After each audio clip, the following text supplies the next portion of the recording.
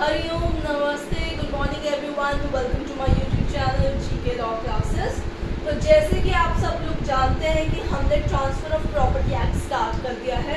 उसके रिगार्डिंग मैंने एक शॉर्ट भी डाला था जिसे आपने काफ़ी अच्छा व्यू किया है। 2 वीडियोस ऑलरेडी अपलोड कर दी गई हैं जो कि इंट्रोडक्शन चैप्टर 3 पे है।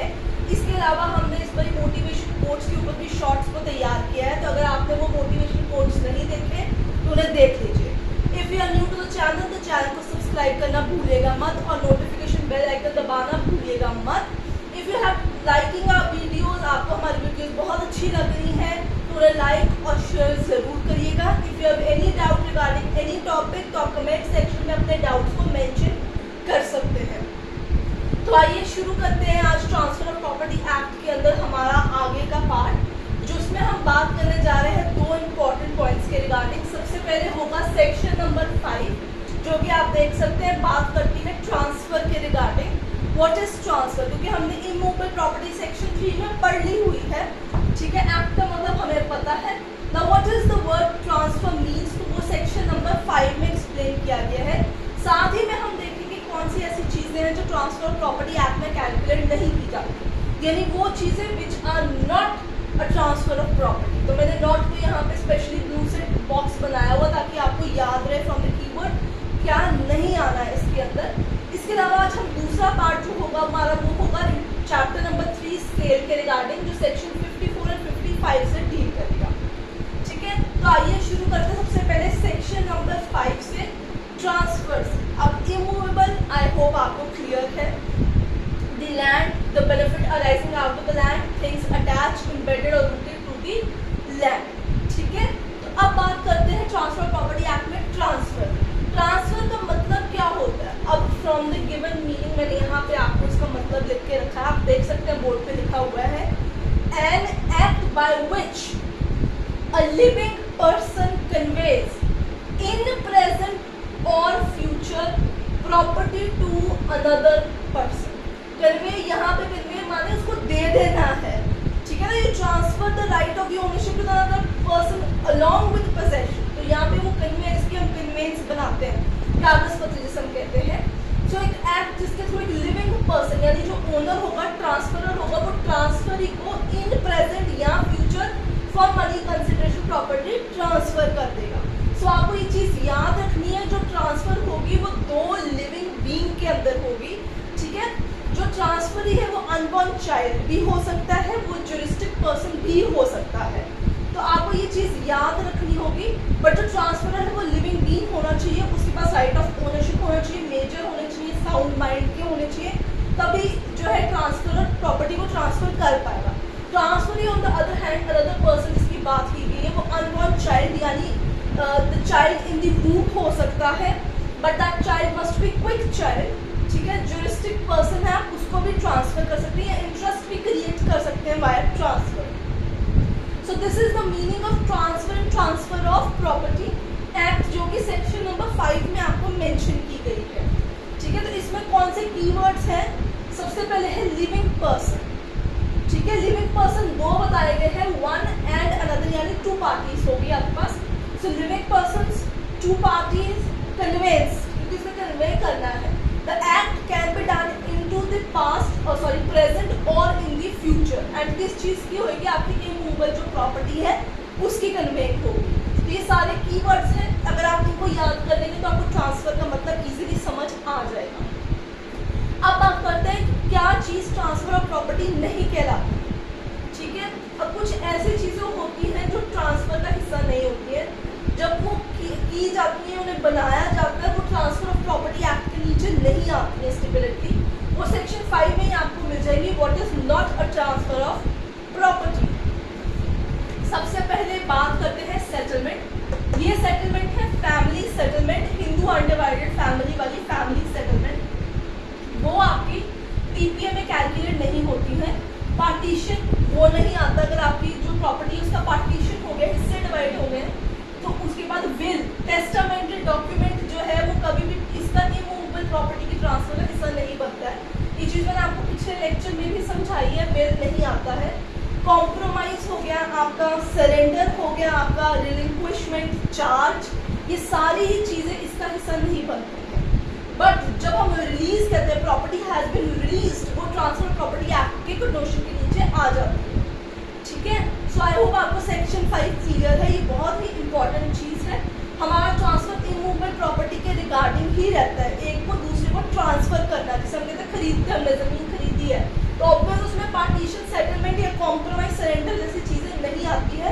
रिलिंक्विशमेंट चार्ज वाली चीज़ भी नहीं कैलकुलेट होती है, ना ही बिल आती है। ठीक है, बिल आपने स्वयं प्रभुता से अपने आगे आयर्स को दी होती है, वो चीज़ ही अलग होती है, वो इसका हिस्सा नहीं होती है। कभी कभी इसमें दोनों पार्टीज ही अलग होती हैं, यहाँ पर पार्टीज एक ही घर का हिस्सा होती है, इसलिए उन्होंने आपको डिफरेंशिएट करके बताया है। सो डोंट गेट कंफ्यूज, बहुत आराम से पढ़िएगा। ठीक है, सेम पार्टीज की नहीं, अलग अलग दो बंदों की यहाँ पे बात हो रही है। They are not suppose to be part of one family alone. ठीक है ना, क्योंकि अगर वो वन फैमिली हुई तो सेटलमेंट हो जाएगा आपका। अगर हिस्से डिवाइड हो गए हैं फैमिली के अंदर, वो पार्टीशन हो जाएगी, बिल हो जाएगी, तो वो इधर की चीज़ नहीं आती, वो अपने रिस्पेक्टिव स्टेट लॉज पे वर्क करते हैं सारे। ठीक है, अब आगे बात चलते हैं चैप्टर नंबर 3 से आप स्टार्ट करेंगे, जो कि है सेल। आप देख सकते हैं मैंने लिखा हुआ है सेल। अब मैंने आपको फर्स्ट लेक्चर में बता दिया है सेक्शन 3, 4 और 5 हमारे इंपॉर्टेंट सेक्शन है। सबसे ज़्यादा क्वेश्चन अगर टीपी में से आते हैं तो इन्हीं जो हमारे 3 चैप्टर्स हैं इन्हीं में से आते हैं। तो सेल के अंदर सेक्शन करना है 54, करना है 55, ये मेरे मार्क करके रखिए, ये इंपॉर्टेंट है आपके पास। अब बात कर लेते हैं कि आपका सेल होता क्या है। तो मैंने सेल की यहाँ आपके सामने डेफिनेशन लिख रखी है, आप देखिए। Transfer of ownership in exchange for price paid, promise, partly paid. यहाँ पे पार्टली प्रॉमिस आएगा क्योंकि पहला पार्टली पेड है यहाँ पे। तो ट्रांसफर हो रहा है द राइट ऑफ ओनरशिप एक पार्टी से दूसरी पार्टी के ऊपर। ठीक है, in exchange for, in exchange for यानी कंसिडरेशन है, पैसे की लेन देन करके ओनरशिप के राइट जो है दूसरी पार्टी ने अक्वायर किए हैं। In exchange for price, price यानी कंसिडरेशन, पैसा, मनी, प्राइस जो कि पे कर दिया गया है बिफोर द ट्रांसफर, और इस प्रॉमिस कि आप पहले पोजेशन दीजिए फिर हम आपको पैसे दे देंगे, अकॉर्डिंगली राइट जो है लिखा पढ़ी करके ट्रांसफर हो जाएगा। आइदर आपने हाफ पैसे पहले दे दिए हुए एग्रीमेंट के दौरान, फिर जब ट्रांसफर ऑफ ओनरशिप कंप्लीट हो जाएगा, रजिस्टर हो गया, बाकी बाद में पे कर देंगे। और पार्टली प्रॉमिस्ड है, आधा पे कर दिया, आधा आपका प्रॉमिस्ड पे चल रहा है, ये आपने प्रॉमिस करके रखा हुआ है। So this is the way हम सेल की इस डेफिनेशन को कैलकुलेट करते हैं टीपी के अंदर। The transfer of ownership in exchange for price paid, promise, partly paid और पार्टली प्रॉमिस। ठीक है जी, अब हम बात करते हैं, आई होप आपको ये समझ आ रहा है। ऊपर वाला पार्ट मैं भी रिमूव कर दूँगी ताकि आपको क्लियरली सेल का प्रोविजन जो है वो समझ आ जाए। तो इसमें हमें 2 चीज़ें और देखनी है। तो आइए देखते हैं सेल में अगली चीज़ आएगी आपके पास इसेंशियल्स। ठीक है, ये मैंने यहाँ पे रख दिया सेल ताकि आपको याद रहे कि सेल है यहाँ पे इसेंशियल्स।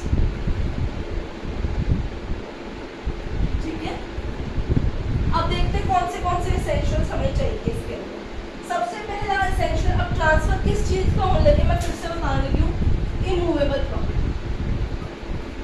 ठीक है, पहला एसेंशियल हो गया इमूवेबल प्रॉपर्टी का। दूसरी चीज़ आपके पास हो गई ट्रांसफर किस चीज़ की होगी, ओनरशिप, यानी उस प्रॉपर्टी की ओनरशिप।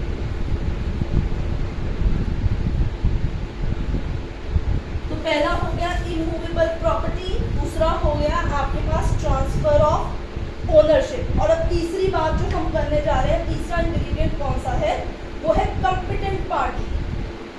कौन सा है, कॉम्पिटेंट पार्टी। तो कॉम्पिटेंट पार्टी कौन सी होती है आपके पास, वो पार्टीज जो मेजर है और साउंड माइंड की होती है, कॉम्पिटेंट पार्टीज। ठीक है, फोर्थ पे चलते हैं। फोर्थ है consideration, immovable property, transfer of ownership, competent parties. फिर उसके बाद आपके पास आता है कंसिडरेशन, जिसकी आपने पार्टली पेड या पार्टली प्रॉमिस या प्रॉमिस या पेड की बात की है आपने इसके अंदर। फिर आता है कंसिडरेशन। कंसिडरेशन के बाद आपके पास आता है कन्वेंस। एक इंपॉर्टेंट चीज आती है, उसे कहते हैं कन्वेंस, यानी आप रजिस्ट्रेशन डीड बनाएंगे, उसे रजिस्टर कराएंगे और पोजेशन जो है पैसे लेके ट्रांसफर कर देंगे। तो आपके पास कितने हो गए, 1, 2, 3, 4 और 5 हो गए हैं आपके इसेंशियल्स। अब जो है चैप्टर नंबर 3 जो है उसके अंदर हमारे पास एक टॉपिक और बहुत इंपॉर्टेंट रह जाता है, हम उस पर ज़रा नज़र डाल लेते हैं। अब देखते हैं कौन सा वो इम्पोर्टेंट टॉपिक रह गया है। ठीक है, ये जो टॉपिक है ये बेसिकली आपके डिस्क्रिप्टिव पार्ट का हिस्सा होता है, कभी कभी वो अदरवाइज ऑब्जेक्टिव में भी पूछ लेते हैं। वो टॉपिक आता है राइट्स एंड ड्यूटीज ऑफ, ठीक है, सेलर यानी ट्रांसफरर एंड ट्रांसफरी। तो सेलर और बायर के जो राइट्स हैं उनके बारे में बात की जाती है। ठीक है, rights and duties of seller and buyer. तो क्या ड्यूटी हो सकती है सेलर की, क्योंकि सेलर ने देनी है, अपने ट्रांसफर करनी है। To disclose material defect in the property, कोई नुक्स तो नहीं है। टाइटल डॉक्यूमेंट्स बायर को दिखाएगा वो आगे कि उसके नाम पे ही ये प्रॉपर्टी एग्जिस्ट करती है, और बायर के सारे रेलेवेंट क्वेश्चंस का आंसर करना है। सेल डीड को एग्जीक्यूट करके उसे बायर को पोजेशन भी देनी है। ये इसके इम्पोर्टेंट एरियाज आते हैं। इसके अलावा अगर मैं बात करूँ इसके राइट क्या है, जब तक इसने प्रॉपर्टी ट्रांसफर नहीं की तो प्रॉपर्टी में से जो राइट जो उसको प्रॉफिट्स रेंट्स मिल रहे हैं वो सब सेलर के हिस्से में आएंगे। ठीक है, वेंडर्स लीन भी इसी का राइट रहेगा। इसी तरीके से बायर की तरफ चलते हैं। बायर की सबसे पहले जिम्मेदारी क्या होगी, what is his duty to pay the tender price. जो इसने मांगा है, जिस पर डील फाइनल हुई है ट्रांसफर की, उसको ये पैसे सेलर को देने होंगे। कोई भी लॉस डिस्ट्रक्शन जो है अगर उसकी वजह से होगी तो उसका लॉस सारा बायर उठाएगा आफ्टर ट्रांसफर। इसी तरीके से इसके राइट कौन से हैं, पोजेशन। सबसे इम्पोर्टेंट राइट है पोजेशन लेना, कि इससे इसको पोजेशन मिल जाए पैसे पे करने पे। और जितने भी rents of profit after acquiring the right of transfer इसको मिलेगा। जब ये मालिक बन जाएगा तो उस चीज़ में से जितने रेंट प्रॉफिट है उसमें सारा हिस्सा किसका होगा, बायर का होगा। सो आई होप आपको चैप्टर 3 जो है आज का क्लियर हो गया है। अगर आपको कोई डाउट है तो आप मुझसे पूछ सकते हैं। You find this videos little short, but ये इतनी ही छोटी है क्योंकि मैंने आपको इनका एक ब्रीफ एरिया के अंदर सारे पॉइंट्स को समझाने की कोशिश की है कि वो चीज़ होती कौन सी है, कौन सा सेक्शन है, क्या राइट्स है, क्या एसेंशियल्स है। यही मेन फोकस करने का पॉइंट है। जल्दी मैं इस पर केस लॉ के ऊपर शॉर्ट भी बनाऊंगी, आप मेरे शॉर्ट्स को देखते रहिए हर रोज, आपको जल्दी ही इसके केस लॉ के ऊपर भी शॉर्ट मिल जाएगा। फॉर टुडे चैप्टर नंबर 3 और सेक्शन नंबर 5 भी आज के लेसन का हमारा हिस्सा था। आई होप आपको ये सारे जो टॉपिक्स हैं क्लियर हो गए हो। मोस्टली सेल और ट्रांसफर जो है आपको बहुत ही इंटरकनेक्टेड लगेगा, ओवरलैपिंग लगेगा, but you need to understand it thoroughly and properly. आपके डाउट्स मोस्ट वेलकम है, कमेंट सेक्शन पे आप उन्हें लिखिए, हम उन्हें आंसर करने की पूरी कोशिश करेंगे। फॉर नाउ अगर आपको वीडियो पसंद आई है तो लाइक शेयर करना भूलिएगा मत, चैनल को सब्सक्राइब करना भूलिएगा मत। Will see you in the next video.